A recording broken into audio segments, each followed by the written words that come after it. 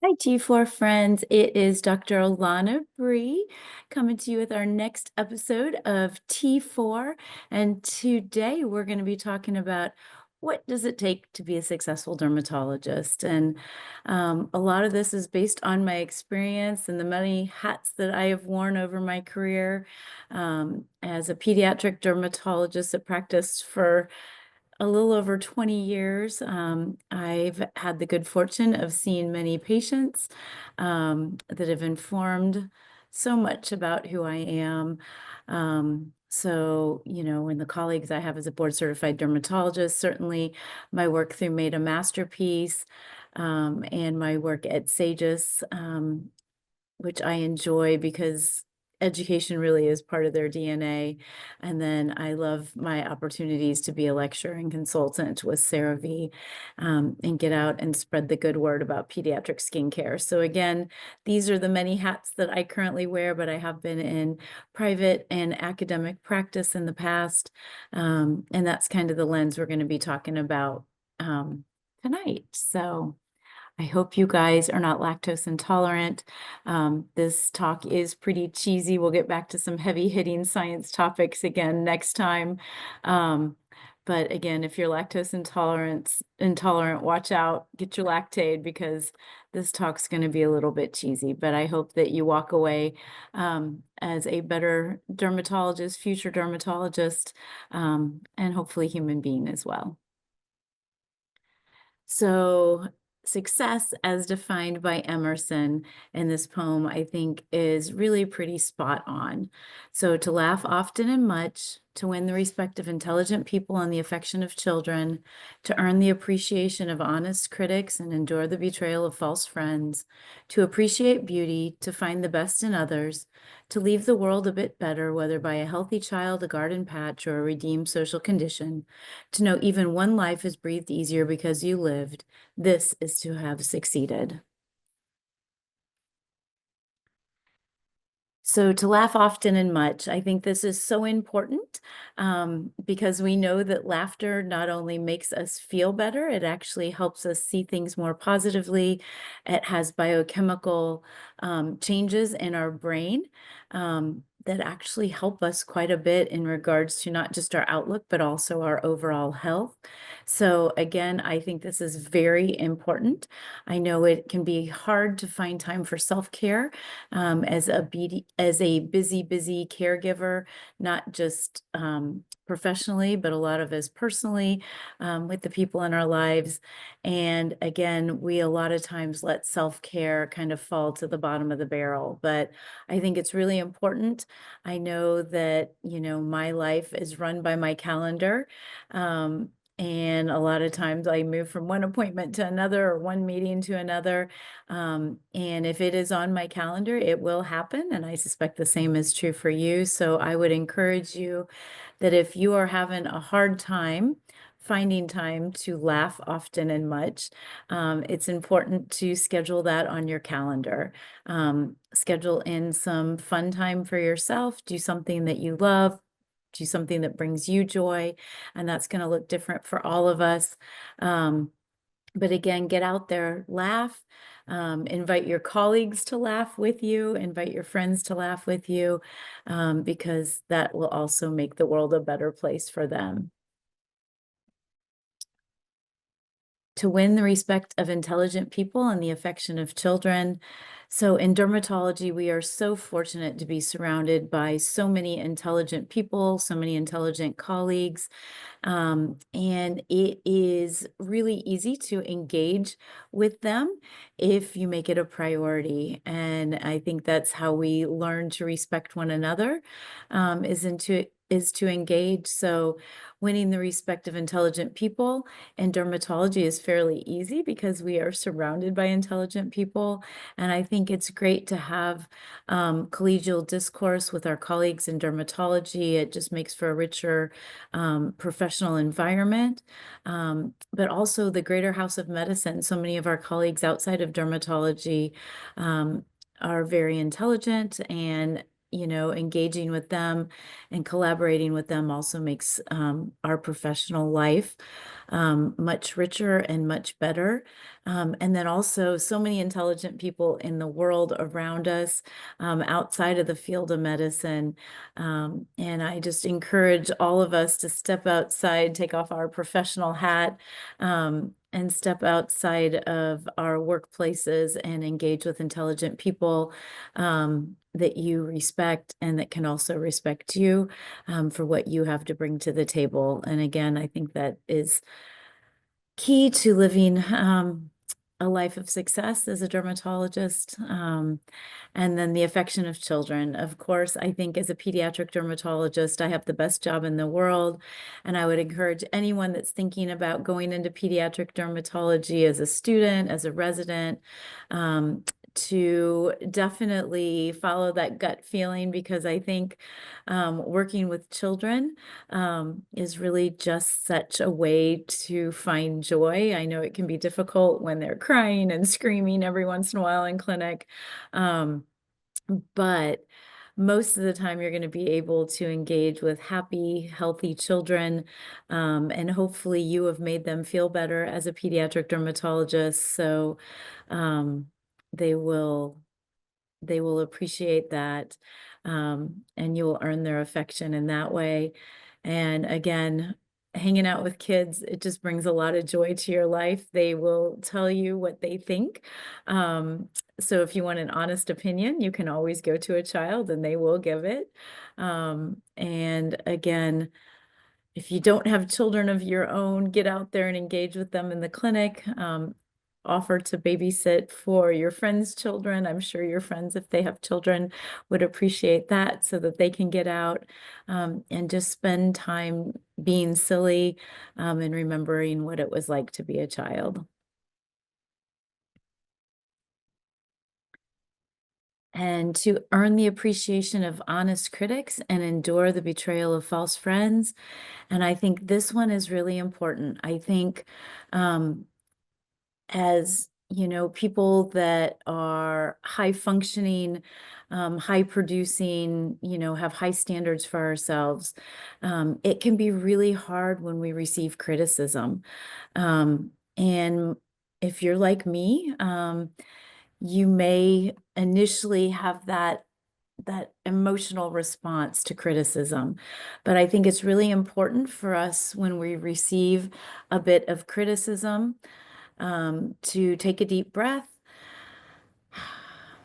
sit back with that criticism, and kind of look at it with fresh eyes, with honest eyes, and see how, we might be able to incorporate that criticism or that bit of feedback into our lives to make us better people. And again, all of us have blind spots. All of us have unconscious bias. And sometimes it takes an honest critic to point that out. So again, when you do receive criticism, again, try to suppress that initial emotional response you get. It's not wrong to have that emotional response, but it's better if we can, look at things with a clear head when we receive criticism. So again, take that deep breath, and look at the criticism and evaluate it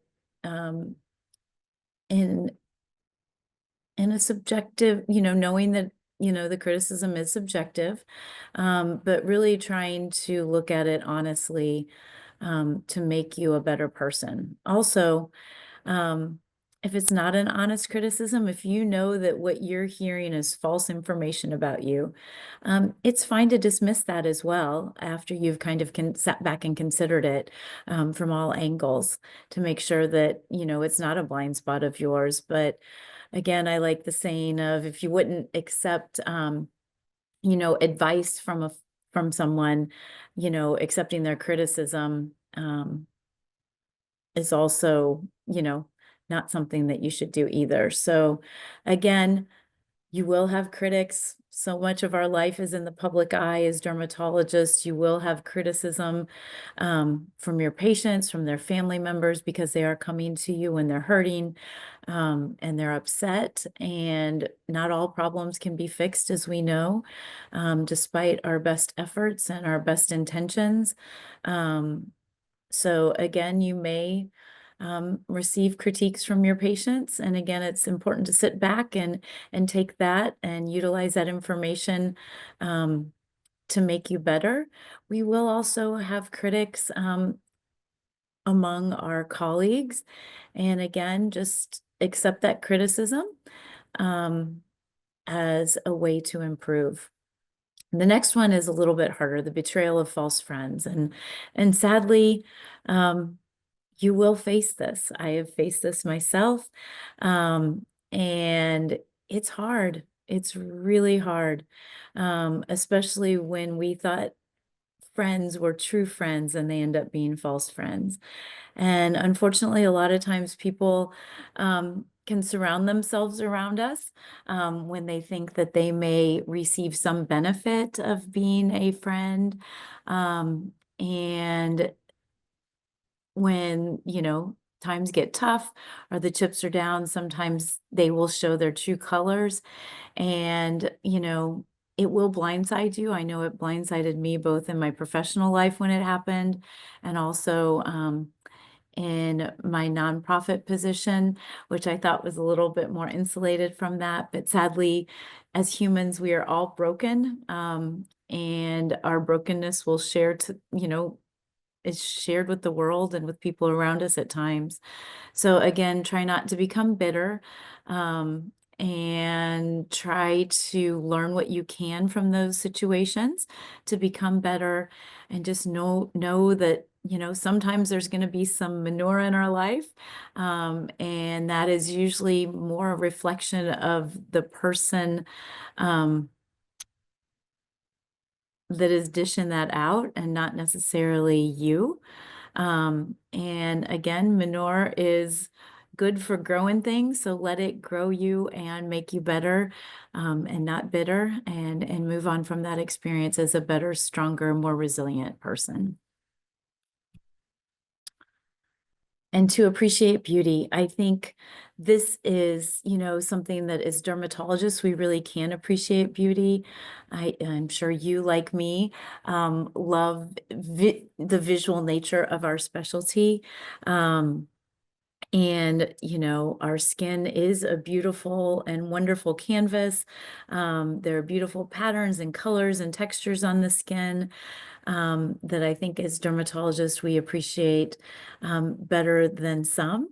And then, of course, there's beauty underneath the microscope as well. So again, our field is rich with beauty.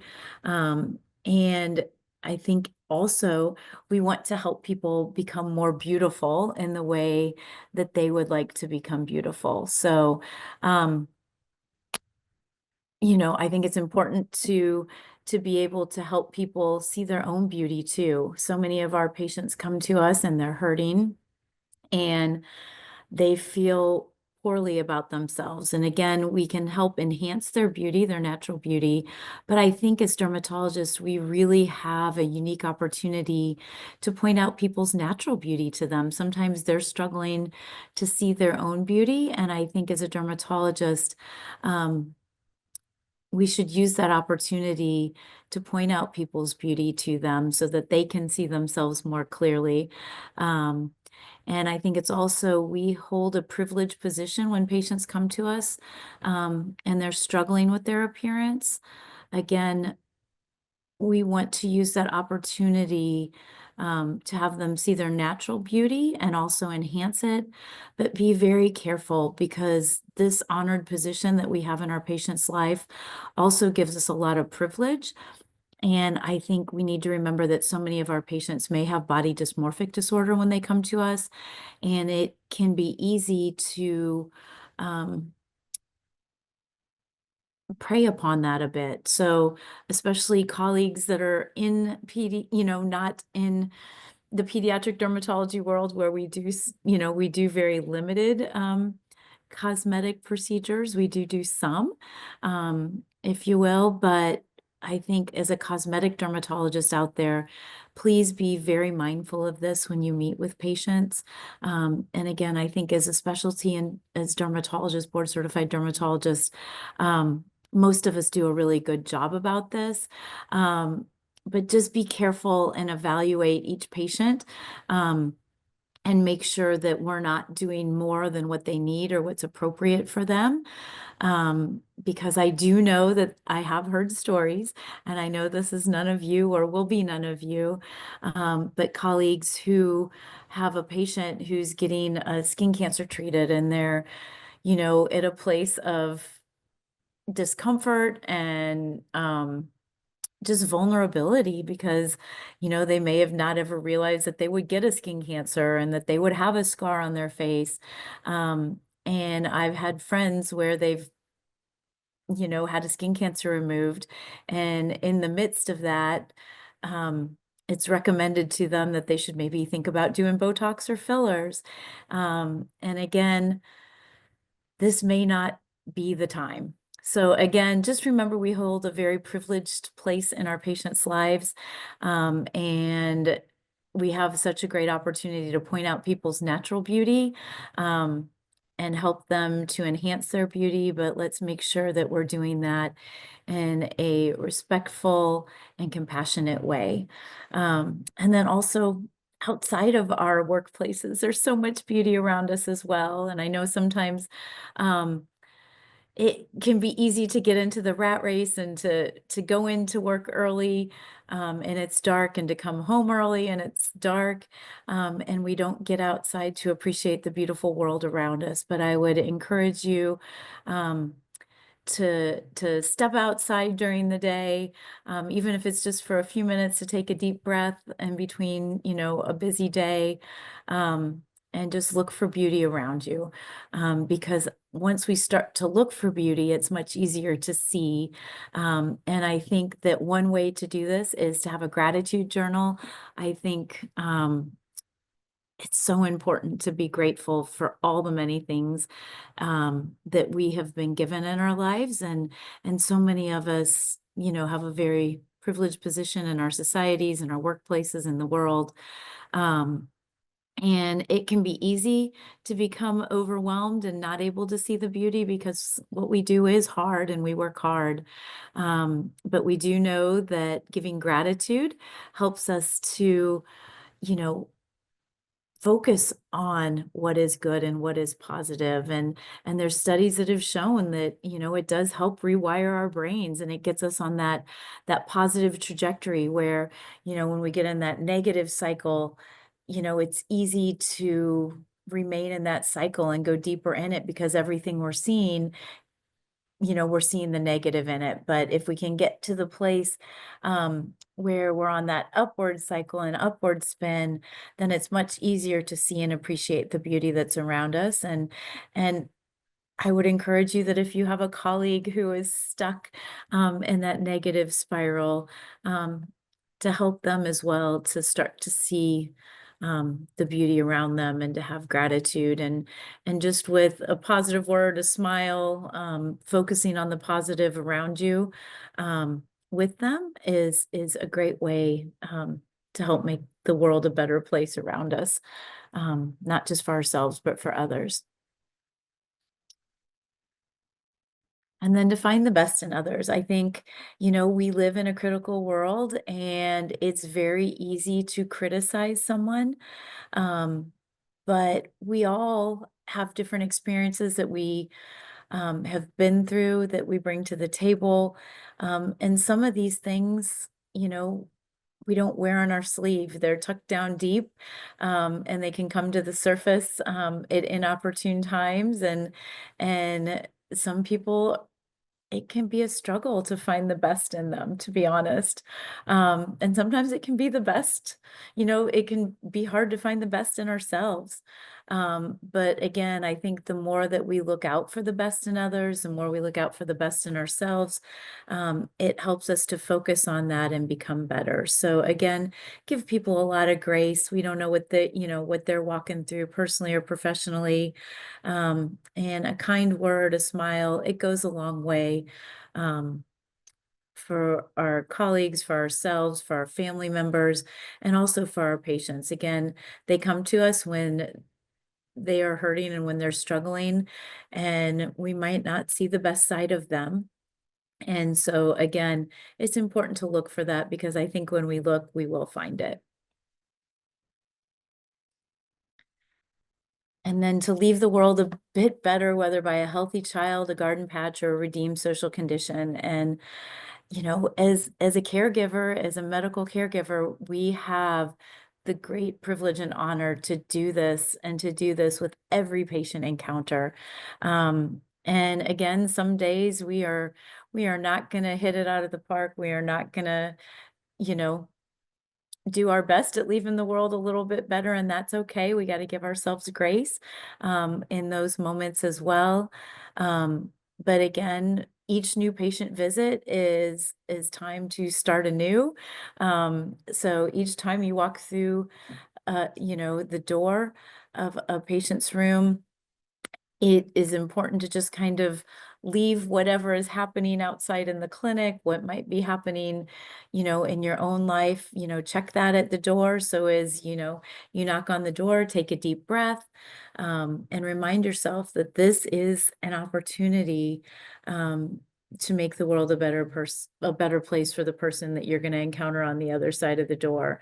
And just kind of take a seat, and engage with that person. Look them in the eyes and know that they are somebody's mother, brother, sister, daughter, um, grandparent, and that they are loved and appreciated, by someone else, even if they're not bringing their best self into the room. If you can, share with them something positive, and make their day just a little bit better by the way that you interact with them, then you've done this, then you've succeeded. So again, it's hard to be out there as a caregiver, but again, each patient that you see is an opportunity to make the world a better place. So go out and focus on how you can do that. And then, as a physician, we also have the opportunity to do that on a larger scale. So our voice is important. I was lucky enough to get to go with Texas Derm Society to the Texas State Capitol yesterday, and just advocate for patient care with colleagues who also care about their patients. So those are great opportunities to make a difference. We can do that, again, in our local derm societies. We can do that in our state societies. We can also do that on a broader scale through the Academy of Dermatology or other national organizations that we engage with as professionals. And then, volunteer your time in your community. It can be in with using your professional skills and gifts, but it can also be something completely different that, you can make a difference in, that would bring you joy. But there are lots of great opportunities to use your skills as a dermatologist. In areas where they're needed. I would encourage everyone, if you haven't been to a camp for kids with skin conditions, I would encourage you to do so. We have our one-day camp, Dermadillo, coming up. We don't need volunteers for that. It's a small one-day camp where they come with their families, but Camp Wonder is a lovely camp. And then, of course, the American Academy of Dermatology's Camp Discovery camps that are throughout the country in the summer, and they're always looking for medical staff to help, be there and be available to help these children. It really is a great time to remember why you went into medicine and why you went into dermatology, because you get to see these kiddos at camp, not as patients, but as the kids they were meant to be. And that can really lift your spirits. And then also on the mission field, I've had the opportunity to go to Nicaragua and Guatemala and Kenya and Tanzania, and do things within the world that really makes a difference. And all of those trips, I was able to provide some dermatologic care, and you realize what a huge impact you can have in these areas that are so underserved. And again, you're not going to fix all of their problems, but it's important to remember um, that we can make a difference, a big difference, um, and to use the gifts and skills we've been given. And I will be going to Tanzania soon. Again, I'm partnering with Shade Tanzania. It's actually a school and community center in Shinyanga, Tanzania. Um, and we are going to be doing our first kind of fact-finding trip to start a pediatric clinic there for the school and the community, but then also developing that as a center of excellence for the care of those that are affected by albinism. Because if you know anything about albinism in these countries, they have a really tough go of it. They're shunned by their society, but they're also hunted for their body parts to make special potions. The other issue is there's just a lot of misunderstanding and misconception about this autosomal recessive condition, limited knowledge about need for sunscreen, but thankfully that has been increasing rapidly over the years that I've been going to Tanzania and involved in these missions. But unfortunately in Tanzania, patients with albinism usually die in their 30s. It's unusual to make it to your 40s when you have albinism in Tanzania. And that's because they get basal cells and squamous cells that become metastatic, and there's really only one place in all of the country to treat those. So having a second location in the country where we train local providers to be able to treat those skin cancers will hopefully have a huge impact on the morbidity and the mortality of this condition in these underserved areas. So again, I'm sure I will be sharing more about that in the future, so stay tuned. And then again, to know even one life is breathed easier because you have lived.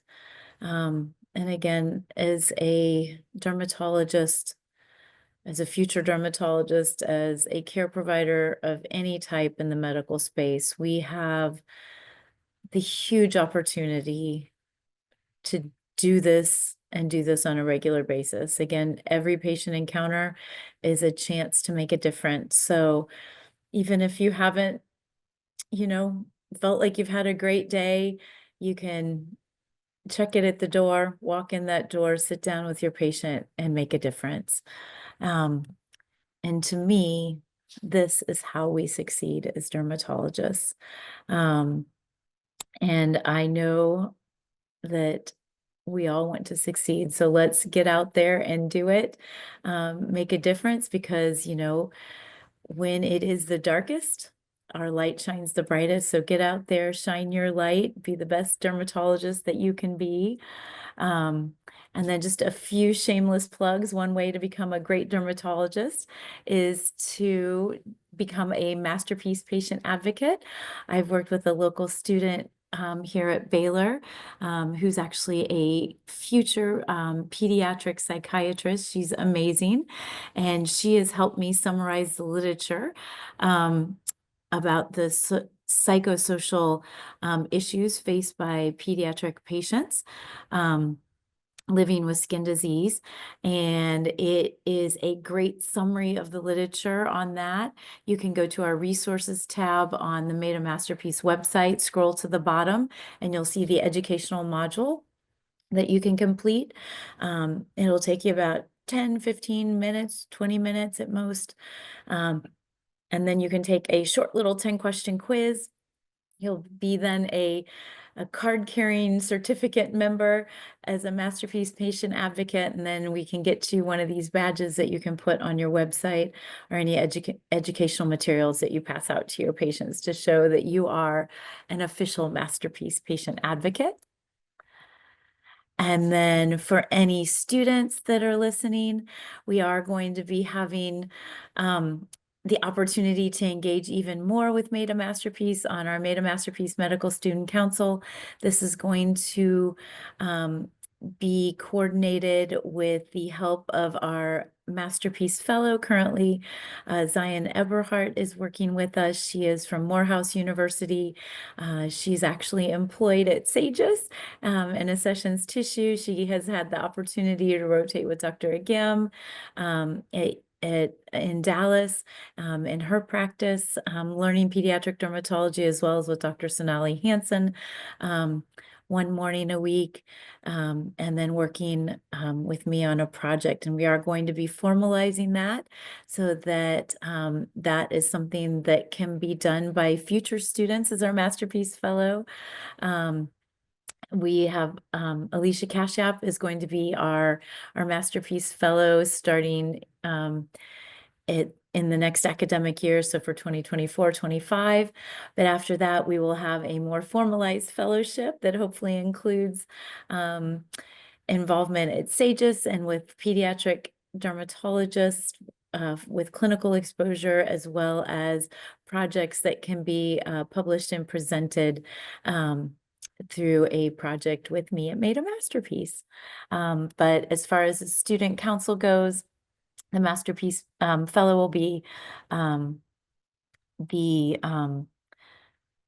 president of that and coordinating the committees that will help with initiatives for Made a Masterpiece. And then another shameless plug here for Camp Dermadillo, March 30th. We have Camp Dermadillo coming up. It is held out at Camp for All.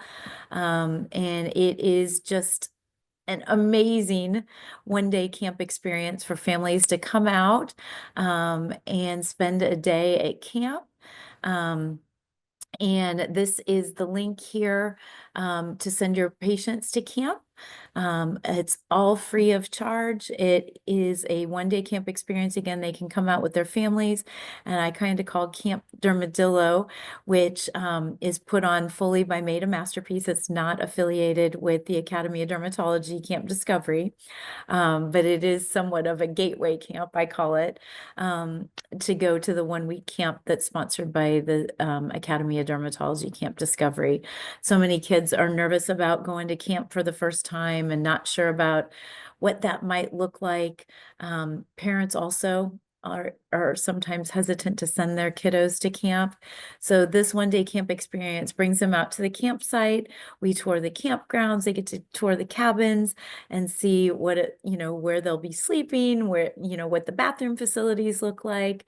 They get to see the medical clinic, so they can see, put aside any fears that they won't be getting good medical care while they're there. And then just really having a great day. The QR code does help support a child going to camp. So for $100, if you scan that QR code and donate $100, you'll help get a kiddo to camp. We do have quite a bit of a shortfall this year because we have, we're in the works of publishing a book. Alicia, our upcoming Masterpiece Fellow, and I have published it's a coloring book and journal for these kiddos to have to continue the camp magic afterwards. So it's a short story that she's written focused on a young girl that she met at camp. And then it also includes an area for our campers to write down special memories, what they want to remember, what they want to take away from camp, an autograph area for them to get autographs of fellow campers. And then affirmations and different story prompts and questions that will help them, solidify the lessons that they learned at camp. And that will be available on Amazon. So if you have patients that can't get to camp for whatever reason, they can purchase that. That goes back to support the work that we do at Made a Masterpiece. And those will be available hopefully in the next couple months. And will also be being shared with campers through the AAD Camp Discovery. So if you have the ability, scan that QR code and donate so that more kids can get to camp and love the skin they're in. And then this is another initiative that can help your patients love the skin they're in, and an initiative that we've recently launched at Story Times with Dr. Bree. And when we had a physical space in a library, we had lots of great books about skin conditions for kiddos. And I am taking the opportunity to read those each week. They're being posted on our Made a Masterpiece YouTube channel each Sunday at 2:15. So if you have kiddos of your own, tune in and have them learn about skin conditions, give them a glimpse into what you do at work. And then certainly if you have patients, and this would be helpful for them to engage, to learn about skin conditions and just skin health in general, please send them our way. And then again, I'm out on the line now is Dr. Ali B. So would love your likes, follows, and subscribes. But more importantly, please like, follow, and subscribe on our YouTube channel from Made a Masterpiece so that you'll get access to those story times with Dr. Bree for yourself and your patients, but also you'll see what we're up to as the only 501c3 nonprofit in the whole United States supporting the social, emotional, and spiritual aspects of living with a skin condition. So again, thank you for your time. Get out there again and be a successful dermatologist. I know you all will be. And I appreciate your time. Good night.